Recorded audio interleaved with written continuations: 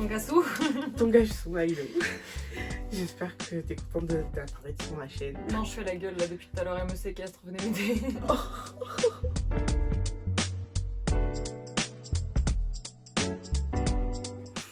Le concept de la vidéo, c'est qu'on va dire des choses on va dire des choses qu'on nous a dit au cours de notre vie. Des choses qu'on nous a dit qui sont pas faciles et du coup le but c'est de revenir sur les choses les plus difficiles qu'on nous a dit dans notre vie.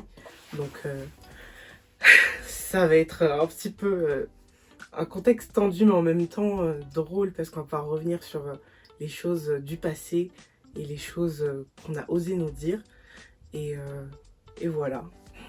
Bon, c'est pas forcément que des trucs traumatisants, il y a des trucs qui sont un peu drôles aussi. Ouais. Bon bah, quand tu veux. Hein. Tu préfères que je commence en vrai. Alors, ok, on commence avec un que ma tante me disait souvent. Tu avales direct, apprends à savoir mâcher. Oula, mais alors, déjà titre, oui, pour commencer.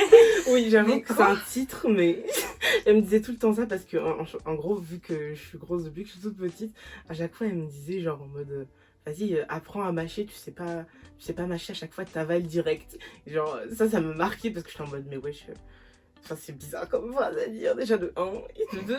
Encore plus à une enfant.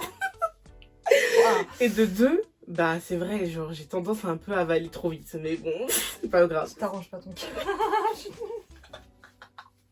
Je suis désolée. On dirait que tu vas à un enterrement. Oh.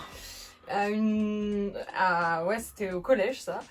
Je faisais un peu la gueule, comme beaucoup de jours au collège en vrai, sauf que là je devais faire particulièrement la gueule vu qu'on m'a sorti cette phrase. Le fait est que la veille ou l'avant-veille, je ne sais plus, j'avais perdu quelqu'un de ma famille. Du coup, c'est ça. Globalement, c'est des fois fermer sa gueule quand tu sais pas. Il y a des gens, ils ont du culot, ils aiment trop dire et rajouter leur grain de sel en disant un truc insensé. Genre, à quel moment tu dis ça à une personne? Mais non, mais tu veux passer juste une bonne journée, t'es là. C'est juste, j'étais dans mon coin et tout. Non, mais ça, c'est le collège. Vraiment, les années du collège. À chaque fois, ils sont toujours là à vouloir dire des choses qui ne sont pas pertinentes. Et juste là pour te titiller alors que on s'en fout, genre de son avis. Ouais, c'est ça. Non, mais franchement, moi, le collège, de toute façon... Bouh, le collège. C'est pas la meilleure période de ma vie. Me too. À toi. Ok. C'est un jour, il y a un mec de ma promo quand j'étais à la fac. C'est pas, j'étais posée sur un banc et tout, avec lui on fumait un petit bédo ensemble et on se pose et c'est pas, il me dit, bon, clairement dis-moi, c'est quoi le truc, genre. Et je lui dis mais de quoi tu parles, genre qu'est-ce qui se passe? Il me dit vas-y dis-moi, t'es un mec ou quoi? Et après je lui fais enfin quoi? Genre au début je me suis dit mais attends. À quel moment enfin qu'est-ce qui s'est passé pour qu'il se dise ça genre dans sa tête? Genre je sais qu'à ce moment-là c'était Bébé Sou qui était hôte et que Bébé Sou c'est un non binaire et que bah vas-y c'est plus notre petit frère que autre chose mais enfin comment il aurait pu savoir? Enfin je sais pas, c'était trop bizarre. Et genre il me fait non mais t'es un mec ou pas? Et après j'étais en mode bah non.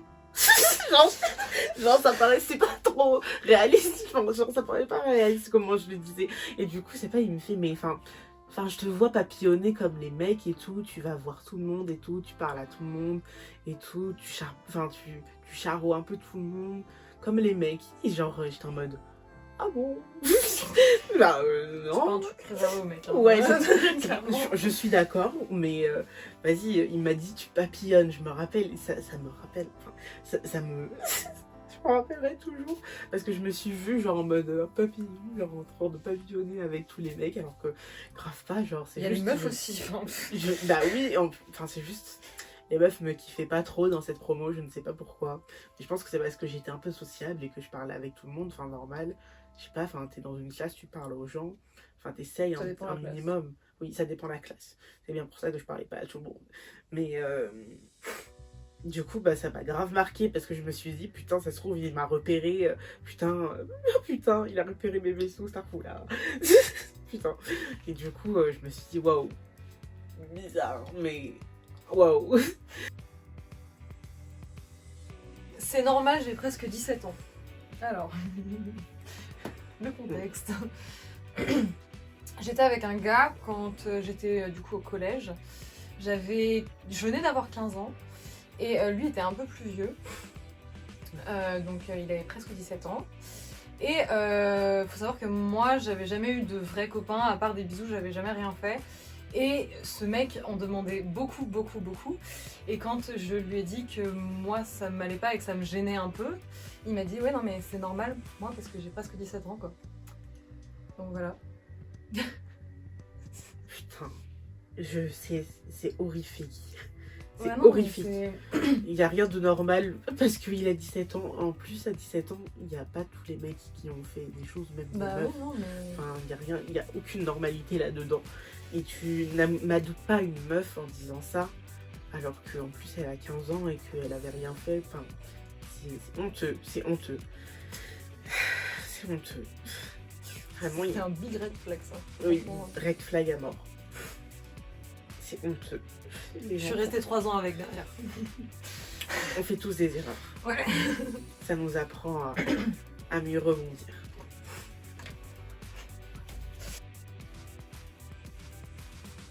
Oh. Il y a une fois une meuf, une vieille meuf, hein. Une vieille meuf, qui est venue me voir et elle m'a fait, bah forcément tu pourrais me trouver des tasses, t'es la toxico du lycée. Oui. Sympa. Alors déjà. C'est qui t'a dit ça? Alors, hors caméra, c'est... Ouais, elle a osé me dire ça. Elle a osé me dire ça alors que gros... Frère... Ouais, ok. La toxico du lycée, carrément. Carrément. C'est pas parce qu'on fume qu'on est un toxico, les gars. Faut arrêter. Hein. Faut sortir de chez vous et voir qu'il y a plein de gens qui fument. Hein. Et surtout qu'en France, on est les plus gros fumeurs de cannabis en Europe, alors que c'est pas légal. C'est pas légal. Donc va falloir arrêter de faire les mijaurés et de faire comme si, vas-y, c'était une drogue de ouf. Genre, c'est pas une drogue de ouf non plus. C'est considéré comme une drogue, mais c'est parce que tout le monde ne peut pas fumer. Tout le monde n'est pas fait pour fumer et tout le monde ne supporte pas la fumette. Et encore heureux, il faut bien qu'il y en ait qui ne fument pas, genre.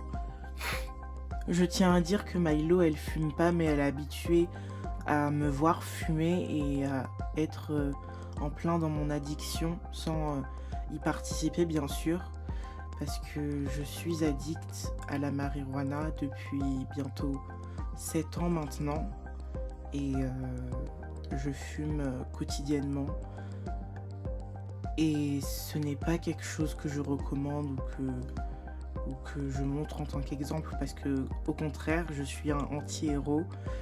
Et je ne suis pas là pour vous inciter ni pour vous donner envie de fumer parce que bah, honnêtement c'est une addiction et comme à son nom l'indique, bah, c'est un problème. Addiction c'est être addict, donc être dépendant de quelque chose. Je suis dépendante de cette substance, donc j'en parle avec une certaine légèreté parce que bah, c'est dans ma vie depuis un moment. Mais je tiens à ce que vous sachiez que je prends pas ça à la légère et que je comprends qu'il y ait des personnes qui puissent être abasourdies quand on leur dit qu'on a déjà fumé un joint. Et dans la vidéo, Milo, elle fume du tabac et que du tabac. Et je ferai une vidéo sur les drogues, que ce soit du sucre, au tabac ou à l'héroïne. Que ce soit de cette échelle-là, je ferai une vidéo sur la dépendance et sur l'addiction. J'espère qu'elle vous plaira et j'en parlerai dedans en parlant de mon parcours avec mes addictions sans rentrer dans le vif du sujet, sans rentrer dans les détails, tu connais, parce que ça vous regarde pas non plus. Et c'est juste que je trouve ça important d'en parler quand même. Mais bon. Du coup, moi, ma dernière, c'est un peu de légèreté pour la fin. C'est une phrase qu'on m'a dit 2 fois dans ma vie. C'est « Tu veux sortir avec moi ?» Voilà. Il faut savoir que c'était pas au collège. Hein. C'était après le collège qu'on m'a dit ça. Enfin, c'était des gens qui étaient plus vieux que le collège qui m'ont dit ça. C'est vraiment... Juste parce que ça finit mal à chaque fois en fait. C'est genre vraiment si on vous demande après le collège tu veux sortir avec moi, red flag direct les gars. Est-ce que putain Non mais je vous jure ça finit mal, ça finit très mal. Non, c'est juste parce que t'as eu des expériences où ça a fini mal. Ouais non mais non, j'ai eu des bonnes expériences. Oui, mais... À part ça, où ça a fini bien ou mal, mais juste quand ça finit. Quand ça commence par est-ce que tu veux sortir avec moi, ça finit toujours mal.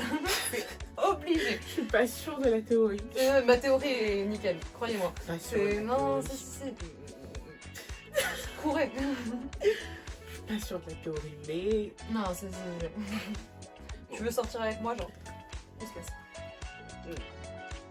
Voilà. C'était la petite légèreté pour la fin. Bon, en tout cas, je suis pas d'accord. Ouais, non. Moi, je suis d'accord, en fait.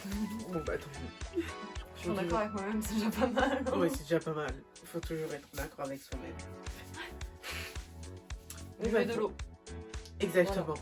Faut boire de l'eau. C'est le mot de la C'est fin. important. Buvez de l'eau. Oui. Mais en tout cas, on vous fait des bisous. J'espère que ça vous aura plu.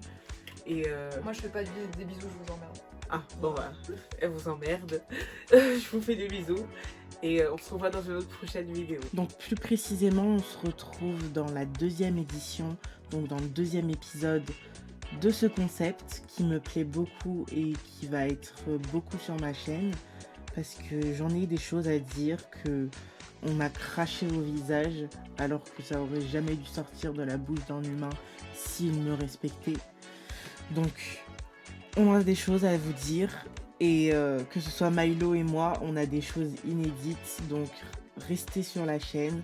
N'hésitez pas à vous abonner et lâcher un like, ça me fait plaisir et ça me montre que au moins vous kiffez mon contenu et que vous voulez me soutenir.